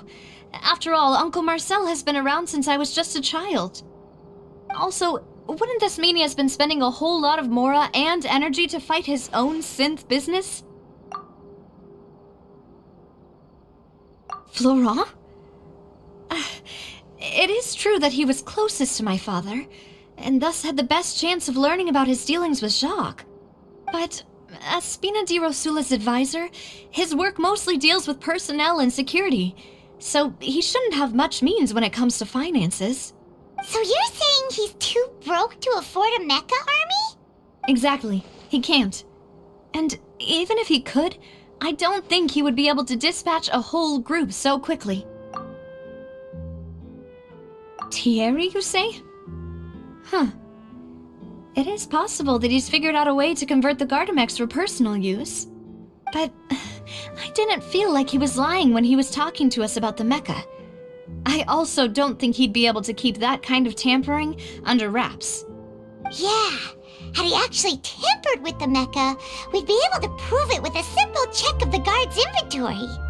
If the mecha were taken from the guards, it should be pretty easy to find out when and how that happened. Who could it be?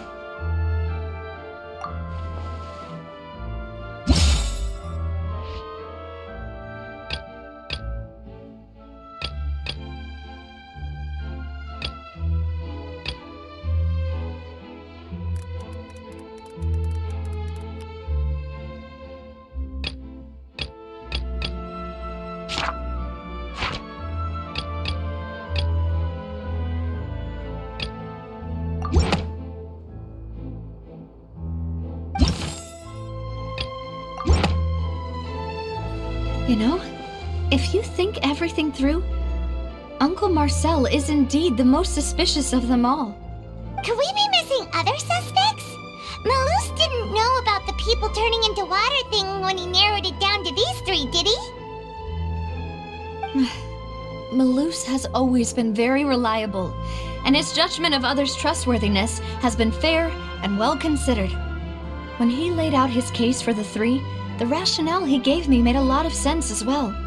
The suspect is knowledgeable about the Spina's internal affairs, has the means to dispatch Mecha to assassinate us, and possesses significant intellect and foresight.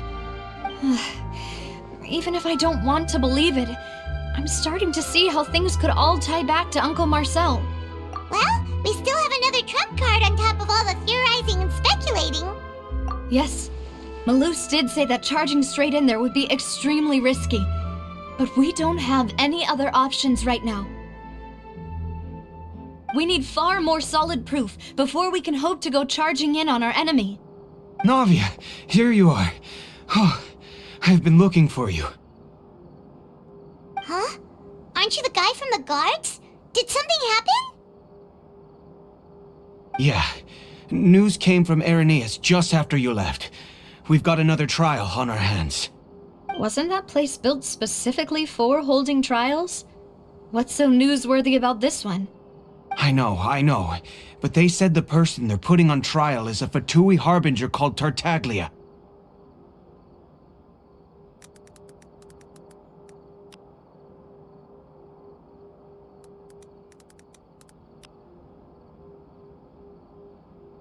What? Is that someone you know? Yeah, we know him. Maybe even a little too well. Well, he's been accused of being the true culprit behind the serial disappearances case. It's absurd, don't you think? Wait, how? None of our investigations have had anything to do with him. That's what I thought was strange about it, so I came to tell you the news right away. If the charge against him stands, then it'll be next to impossible to get the guards to support any of our planned investigations. Right, because they'll think they've already found the culprit. Yeah, and it'll be a lot harder then to clear Mr. Callus's name. I understand. Well, partner, what do you think we should do? We still haven't found any conclusive evidence. Huh? Split up? What do you mean? Just as expected of my partner. Since this is a trial about the serial disappearances case, the culprit's attention will be focused on Irenaeus, leaving his home base wide open. You're right. This is our best opportunity. All right then, let's do this. I'll stall them at the Opera House and charge Marcel as the true culprit. I won't have any chance of making that charge stick, though, unless we find more evidence.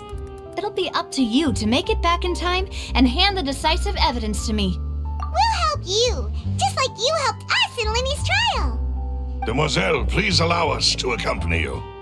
I'm ready. Ah, Malou, Silver. When did you two get here? We heard that you'll be leaving Poisson and figured that you might require our assistance. It's our hope that your confidence will be bolstered with the two of us by your side. Thank you so much. Then, let's make haste for Irenaeus. Paimon, Traveler, I'll see you at the Opera House. See you then!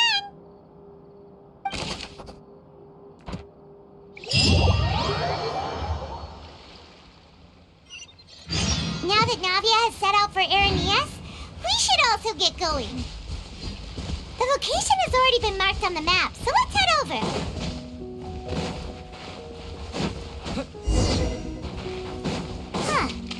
According to Malou's info, the synth production base is underwater.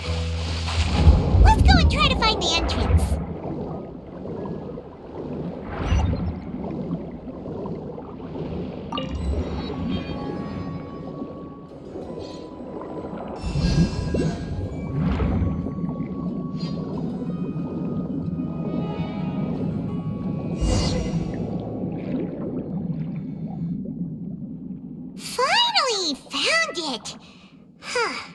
So this is the entrance that leads to the synth production base.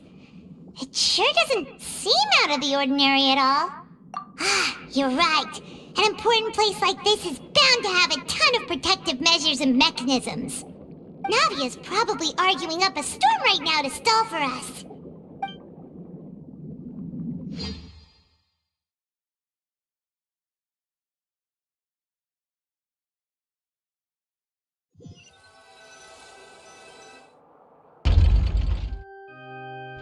It would appear that I must repeat my question again, Mr. Tartaglia. Do you accept the charge that you are the true culprit behind the serial disappearances case? To be perfectly honest, I don't understand your country's complicated court system or the reason why I'm being charged with something I've never even heard of. However, I did hear that people who have been charged can choose to participate in a duel to clear their name. Is that right? In which case, as long as I accept the charge, I can have an all-out fight with that champion duelist Clorend, right? I've got to admit, that's one of the most enticing offers I've ever received. When I privately sparred with her last time, she was obviously holding back. Real disappointing. Hey! Don't you understand?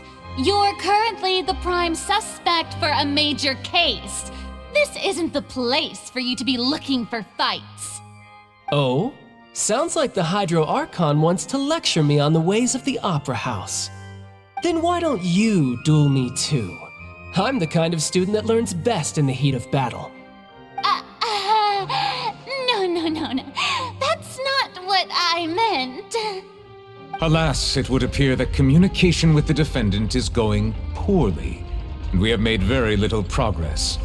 In that case, let me explain everything from the very beginning again.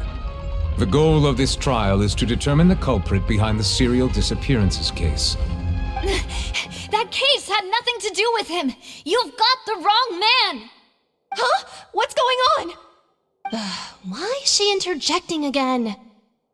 I told you it couldn't be one of the Fatui harbingers. Miss Navia, this is the second time you've interrupted the court proceedings. I only tolerated your behavior last time because you were able to provide the court with a key eyewitness. But that was an exception rather than standard court protocol. I can very well charge you with contempt of court for your interjections. Oh, please. Did you ever think I had any respect for this place's pointless theatrics?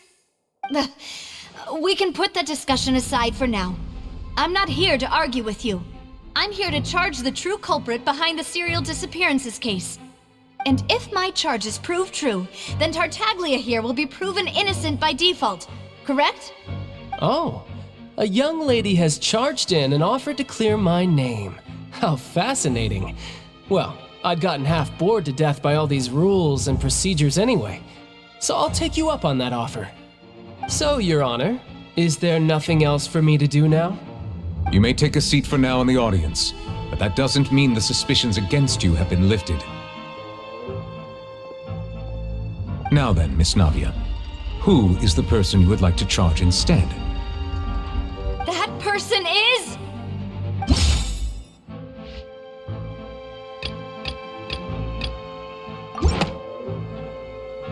Marcel, the head of Confrérie of Cabrières!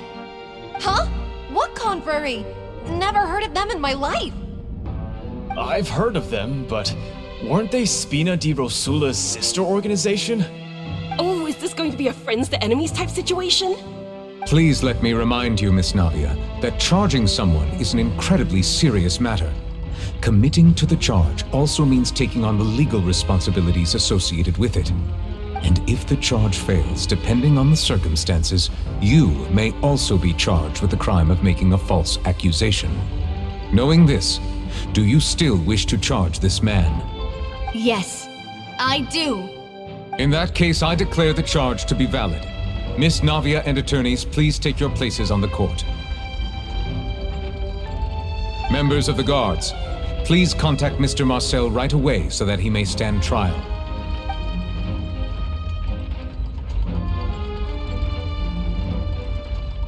Mr. Marcel, you will not require an attorney. Is that correct? Apologies. It all just happened so quickly. I still haven't figured out what's going on. I think an attorney won't be necessary. This is probably just a misunderstanding between me and Navia. Very well. In that case, since both sides have now arrived, Miss Navia, please present your charges. I would like to take everyone back to 3 years ago, to the case of Callus the Unfaithful. Only through elucidating what really happened in that case can we connect all the dots for the serial disappearances case. Navia, do you really think that I was the one who killed your father? Come on, why would I do that? Callus was my benefactor, and remember both you and I only ran to the scene when we heard the sound of a gun. If that's enough to make me a suspect, wouldn't that make everyone at that banquet a suspect as well? I think there's no point in getting into the specifics right now. The audience doesn't even have the big picture yet. Even I'm struggling to remember some details of that case. Exactly correct, Your Honor. I must refresh everyone's memory about that case before I can explain my charge and reasoning. I see. In which case, I will recount the findings about that case as originally recorded by Maison Gardiennage.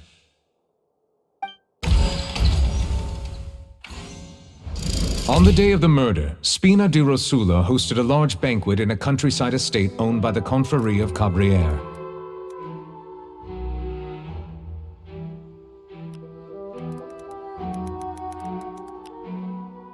During the banquet, all attending guests heard 2 gunshots from the courtyard. When the guests arrived at the scene, they found the primary suspect, Callus, holding a gun, while his acquaintance, Jacques, lay dead from a gunshot wound. The guards' investigation did not recover any other firearms from the scene. As a result, they concluded that the suspect's first shot must have missed, while the second must have taken Jacques' life. The suspect did not dispute this conclusion, and also declined to defend himself in court. Instead, he chose to prove his innocence through a duel. Callus was defeated by champion duelist Clarand in the ensuing duel, and soon succumbed to the injuries. These are the known facts about the case.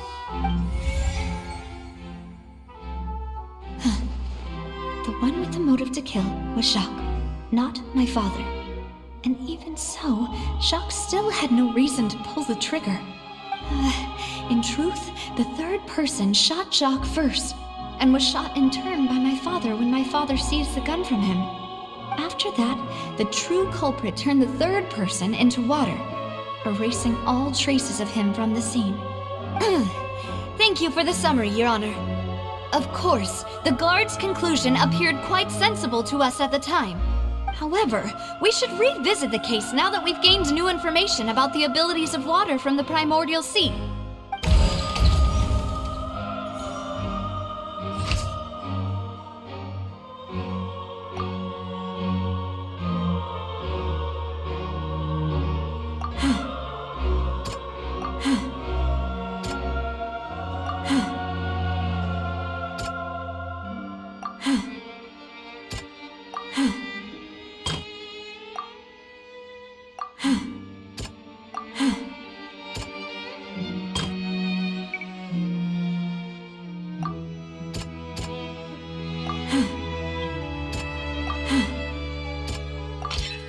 testimony of the victim's family confirms that Jacques had thoughts of assassinating Callus when he set out for the banquet. However, unfortunately for Jacques, the true culprit had already considered this possibility and had sent out another assassin.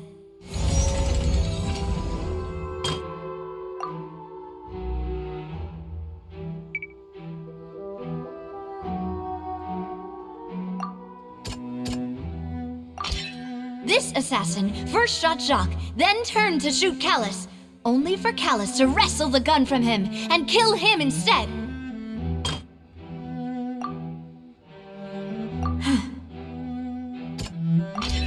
A pile of clothing was found at the scene. The guards once believed they were used by Jacques as a costume to disguise himself, but now it is clear that the clothes were proof that there was a third person at the scene, and that they were turned into water after committing the murder. Realizing this, the true culprit caused the hired assassin to dissolve into water, leading everyone to believe Callus was responsible for Jacques' murder. This is the true version of events.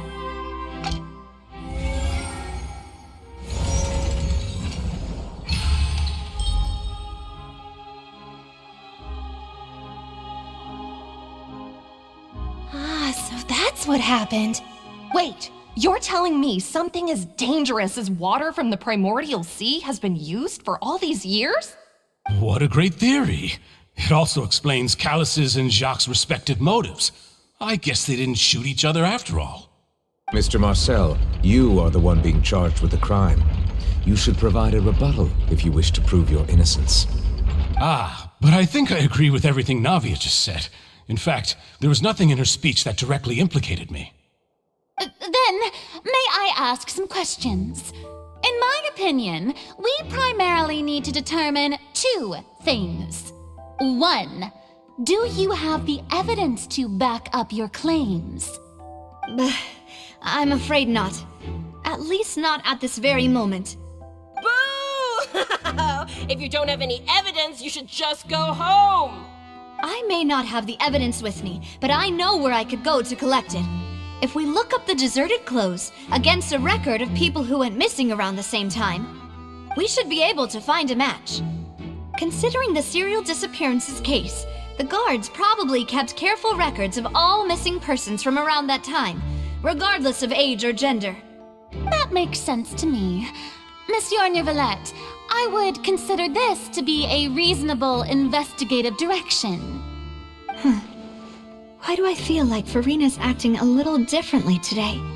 Maybe she's scared of embarrassing herself again?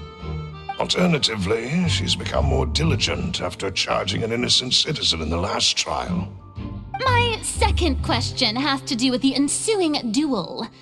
If the truth is indeed as you described, then why didn't Mr. Callus explain himself in court? If he had testified that a person had been dissolved, he could have at least mounted a defense. I've thought about this too, and the answer is actually pretty simple. He felt there were things that were more important to him. The dissolving power of water from the primordial sea is an important secret for the true culprit of the serial disappearances case. My father could have exposed it for all to see, but he chose to take it to the grave.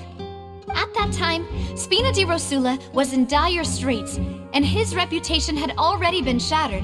He had no guarantee that going forward with the truth would allow the culprit to be brought to justice.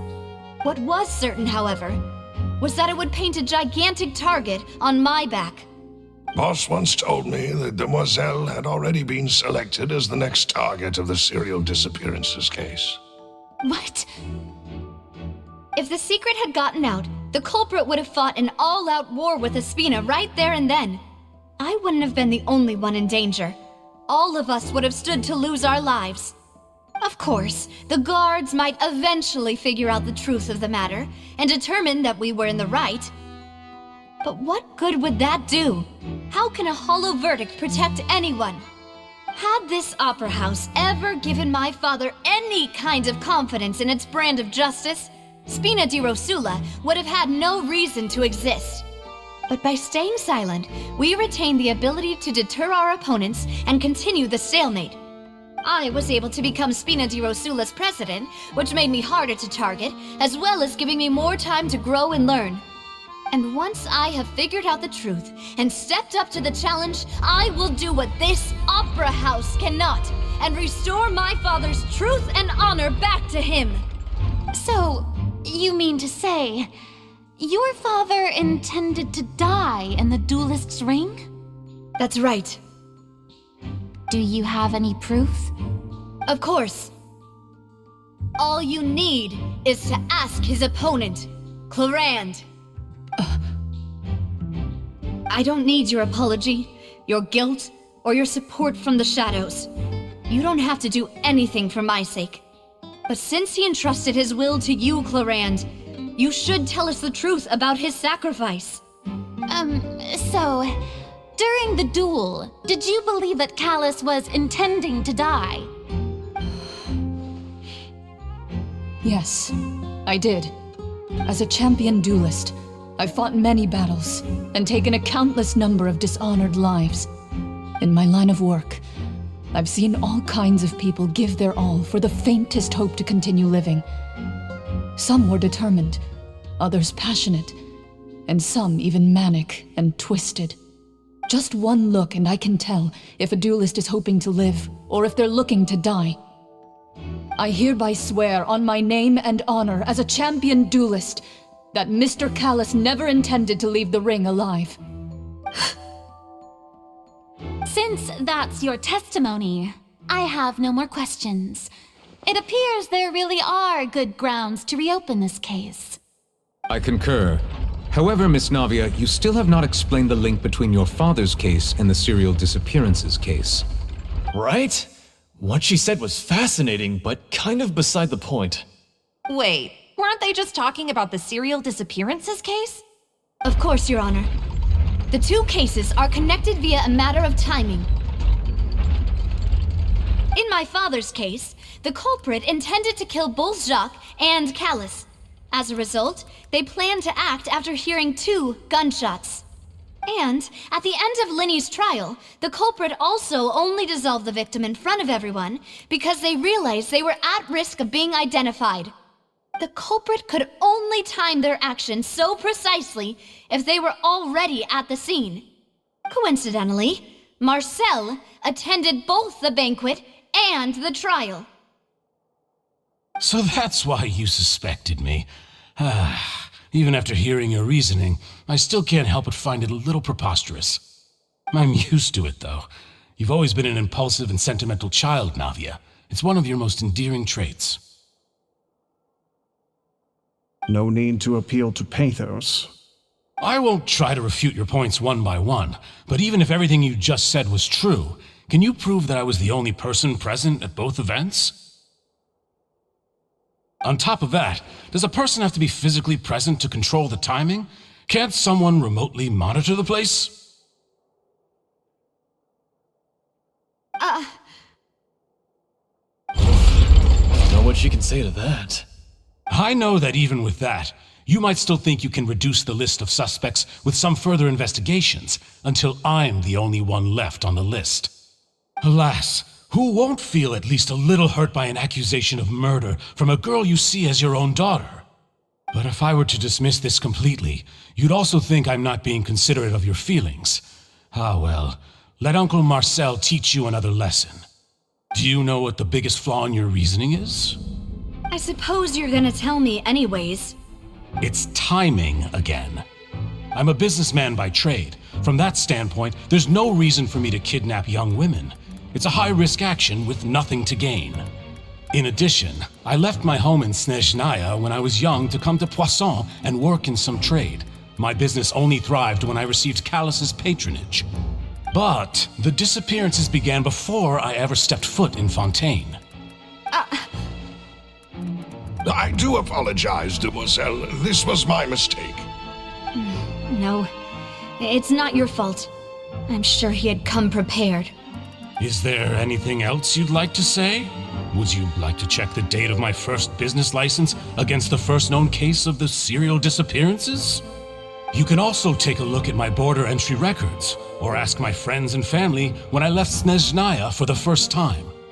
Could those records and testimonies do something to appease the unspeakable anguish in your heart? Seems like she got the wrong guy. At this rate, Navia will be convicted for falsely accusing him. I think you've done a superb job of dissecting your father's feelings as he neared the end of his life. But aren't you going against all of his wishes and expectations right now? He wished for you to become more rational, collected, and conscientious, instead of dwelling only on your own feelings. Once you've learned to be more considerate of others' feelings, and to stop rushing headlong into things, you'd have met most of his expectations. This isn't just about me, and it never has been.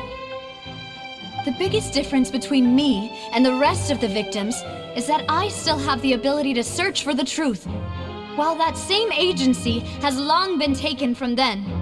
The people whose families were destroyed by synth abuse, the people who lost their loved ones to the serial disappearances, and the people who suffered tragic ends due to their sense of justice. Many people's images are flashing before my eyes. I'm sure some are coming to those of you in the audience as well. And whose image do you see, Marcel? Is it a man named Vacher? Oh, so you do know that name. I'm merely surprised you'd suddenly say the name of someone I've never even heard of. I was waiting for you to say that.